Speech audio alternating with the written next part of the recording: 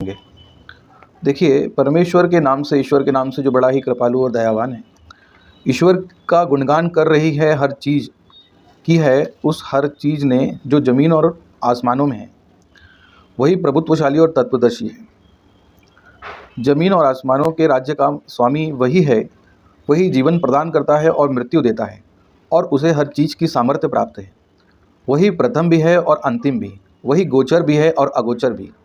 देखिए, यहाँ कितना अच्छा आपको एक्सप्लेनेशन मिलेगा कि यही बात जो है भगवद गीता में भी कही गई है कि वो प्रत्यक्ष भी है और अदृश्य भी है। तो यहाँ पे क्या है, गोचर, गोचर यानी प्रस्तुत, यानी सामने जो दिखाई दे भी है, और वह छुपा हुआ भी है जो अगोचर भी है। तो प्रथम और अंतिम, जब संसार में कुछ भी नहीं था तो वही ईश्वर संसार में था, और जब संसार में सब कुछ खत्म हो जाएगा, एक दिन महाप्रलय आ जाएगा, ज़मीन आसमान सूरज चांद जितने भी हमको ये संसार में दिख रहे हैं, जीव जंतु पहाड़ नदी, ये सब कुछ, सबका अंत हो जाएगा, तब सिर्फ़ और सिर्फ ईश्वर ही बाकी रहने वाला, उसी का प्रकाश बाकी रहने वाला है, सब कुछ खत्म हो जाएगा। तो इसलिए यहाँ पे देखिए कितना अच्छे से एक्सप्लेन किया है, वही प्रथम भी है और अंतिम भी, वही गोचर यानी जाहिर भी है, प्रेजेंट भी है, वो जो अदृश्यमान भी है, और उसे हर चीज़ का ज्ञान है।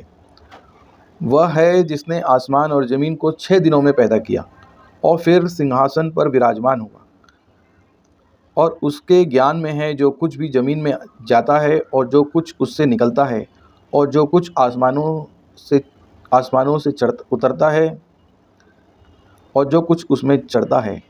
वह तुम्हारे साथ है जहाँ भी तुम हो, जो काम भी तुम करते हो वह उसे देख रहा है। तो मेरे भाइयों, देखिए कितनी सुंदर बात बताई गई है कि ईश्वर के बारे में, ईश्वर तुमसे बात कर रहा है। ये जो ज्ञान है, जो भी हम ग्रंथ पढ़ते हैं, वेद हो, उपनिषद हो, भगवद गीता हो, बाइबल हो या कुरान हो, इसमें ईश्वर का तत्व ज्ञान है जो प्रामाणिक ग्रंथ है। और वो ये समझिए कि वो ईश्वर से, अगर तुम चाहते हो कि ईश्वर तुमसे बात करे, तो ये ग्रंथों को पढ़ना चाहिए। ये ग्रंथ पढ़ने से वो तुमसे सीधा वार्तालाप करता है, इसके बीच में किसी दूसरे को नहीं आने देना चाहिए। सबसे पहले मनुष्य ने अपने हृदय की आंखों से ईश्वर से नमन करते हुए और उससे पढ़ना चाहिए। तो देखिए, उसका एक्सप्लेनेशन जो है थोड़ा सा इसमें दिया हुआ है, वो भी पढ़ लीजिए।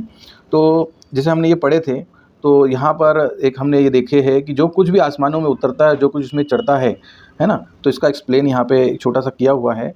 दूसरे शब्दों में वह सिर्फ मुख्य और संपूर्ण ही का ज्ञाता नहीं है, बल्कि उसे गौण और अंशों का भी ज्ञान है। एक एक दाना जो ज़मीन की तहों में जाता है, और एक एक पत्ती और कोपल जो ज़मीन से फूटती है, वर्षा की एक एक बूंद जो आसमानों से गिरती है, भापों की प्रत्येक मात्रा जो समुद्रों और झीलों से उठकर आसमानों की ओर जाती है, उसकी निगाह में है, यानी उसकी दृष्टि में है। उसको मालूम है कि कौन सा दाना ज़मीन में किस जगह पड़ा है, तभी तो वह उसे फाड़ कर उसमें से कोपल निकालता है, उसे पाल कर बढ़ाता है। उसे मालूम है कि भापों की कितनी कितनी मात्रा कहाँ कहाँ से उठती है, कहाँ पहुँची है, तभी तो वह उन सबको जमा करके बादल बनाता है, और ज़मीन के विभिन्न भागों में बांटकर हर स्थान पर एक हिसाब से, एक तय प्रमाण में वर्षा करता है। ये कौन करता है? ये साक्षात परब्रह्म परमेश्वर ईश्वर है जो ये करता है, ये उसी की वाणी है। वही ज़मीन और आसमानों की राज्य का स्वामी है। सारे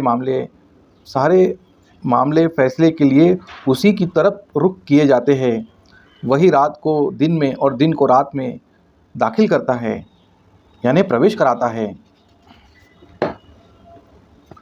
दिलों में छुपे हुए रहस्य तक जानता है। देखिए, जो बात हम बताने सोच रहे थे, वही बात आ गई कि जो इतनी सब कुछ करता है, वो सारे संसार की व्यवस्था संभाले हुए है, क्या वो ये नहीं जानेगा कि तुम्हारे मन में क्या भावनाएं उठ रही है और तुम्हारी क्या आवश्यकताएं है? वो सब कुछ जानता है। तो हर मनुष्य को उसी अंतर्यामी ईश्वर को नमन करके उसके ज्ञान को अर्चित करना चाहिए।